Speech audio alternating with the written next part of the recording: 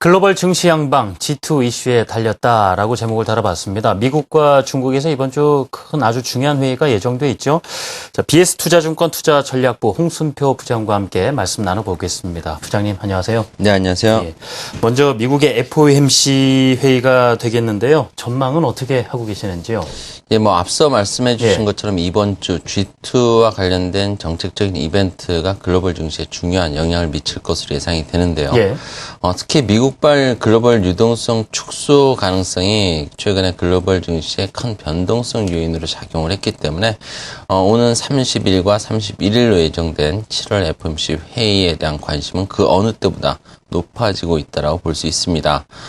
그동안의 연준의 양적 완화 규모 축소와 관련된 그런 우려감의 경로를 본다면 지난 6월 FOMC 회의 이후에 기자회견에서 버냉키 연준 의장이 통화정책과 관련해서 양적 완화 규모 축소와 또 종료 등 포워드 가이던스를 제시하면서 글로벌 금융시장은 큰 충격에 빠진 바가 있습니다.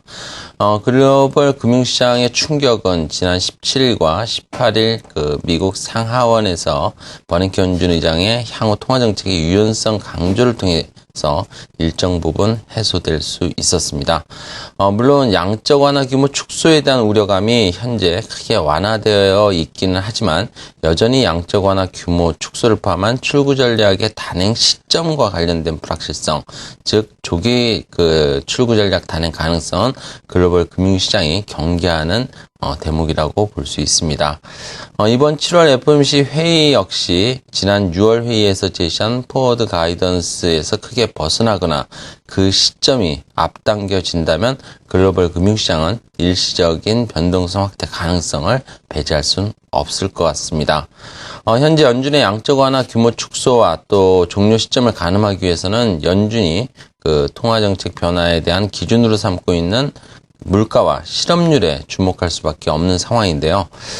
특히 물가의 경우에는 현재 올해 들어서 1에서 1.4% 정도의 비교적 낮은 수준에서 추이하고 있기 때문에 이번 주말에 공개될 6월 실업률이 보다 더 중요한 잣대가 될 수 있을 것으로 판단이 됩니다. 현재 7월 실업률이 지금 7.5%로서 6월보다 대략 0.1%포인트 정도 하락했을 것으로 추정된다는 점을 고려한다면 일단 7월 FOMC 회의에서 포워드 가이던스에서 크게 벗어나거나 또 그 시점을 앞당길 만한 결정이 전격적으로 이루어질 가능성은 상대적으로 낮다라고 볼 수 있습니다. 따라서 단기적으로 7월 FOMC 회의와 또 고용보고서 발표를 앞두고서 통화정책에 대한 불확실성에 대한 우려감과 함께 글로벌 증시의 관망 심리가 좀 더 강해질 가능성이 예상이 되지만 전반적으로 최근에 우호적인 시장 분위기는 좀 더 이어질 수 있을 것으로 기대가 됩니다. 예, 지난 6월에 있었던 FOMC의 기조라든가 또 양적 완화 축소 시점을 좀 앞당길 만한 가능성, 내릴 가능성은 낮다라고 말씀해 주셨고요. 또 하나 이제 중국 얘기인데요. 베이다이어 회의가 예정돼 있습니다. 일단은 중국의 성장률과 관련해서 우리나라도 그렇지만 상당히 많은 국가가 관심을 가지고 있지 않습니까? 목표치를 달성할 것인가, 그와 관련해서는 어떤 대책이 나올 것인가가 관심사인데요. 이번 회의는 또 어떻게 예상을 하면 될까요?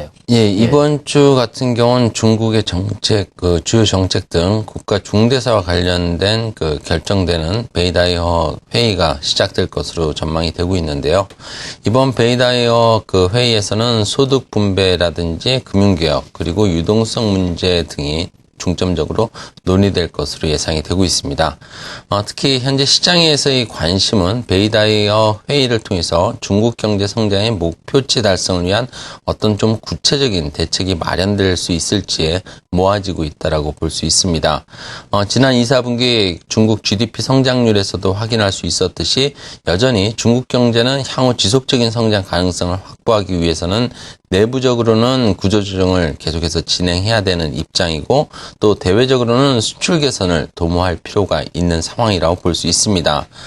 2, 4분기 GDP 성장률에 대한 총 투자의 그 기여도가 전분기 대비해서 1.8%포인트 개선된 4.1%포인트 정도를 기록을 했지만 고정자산 투자의 둔화를 고려한다면 재고 축적분이 상당 부분 포함됐을 것으로 추정을 해볼 수 있습니다. 뭐 이런 부분들은 수요에 비해서 생산활동이 상대적으로 높음을 의미하는 것이기 때문에 3, 4분기 생산활동과 GDP 성장에 상당한 부담 요인이 될 수 있음을 시사하는 것이라 볼 수 있습니다. 그리고 지난 2, 4분기 GDP 성장률에 대한 순수출 기여도를 보더라도 1분기에 1.1%포인트에서 2분기에는 0.1%포인트로 크게 낮아진 것을 확인할 수 있습니다.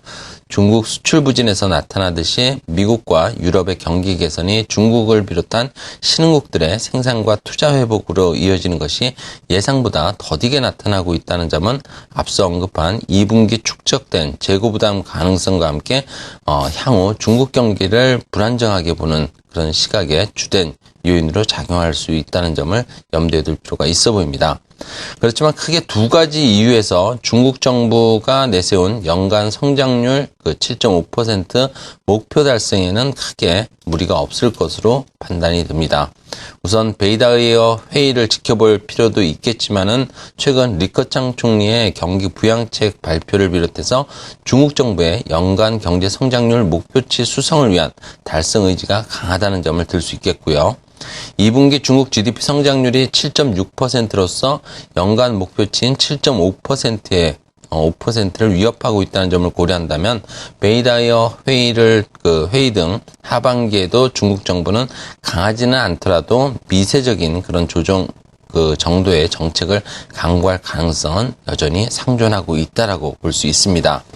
그리고 두 번째는 대외적인 요인에서 찾을 수 있겠는데요. OECD 경기 선행지수에서도 나타나듯이 하반기에 미국과 유로존을 비롯한 선진국들의 경기 개선 가능성이 나타날 수 있다는 점도 중국 경제 성장의 목표치 달성 가능성을 높여주는 부분이라 볼 수 있습니다. 향후 중국 경제 성장을 저해할 수 있는 재고 부담도 대외 경기 회복이 뚜렷하게 나타난다면 상당 부분 소화 가능할 것으로 예상이 되기 때문에 일단 하반기에 여전히 중국 경제 성장은 상저하고의 패턴을 유지할 가능성이 높다라고 볼 수 있습니다. 예. 자, 미국의 FOMC 회의, 중국의 베이다이어 회의를 앞둔 상황에서 어떤 내용들이 오갈지 자세히 짚어봤습니다. 지금까지 BS투자증권 투자전략부 홍순표 부장과 함께했습니다. 부장님, 감사합니다. 네, 감사합니다.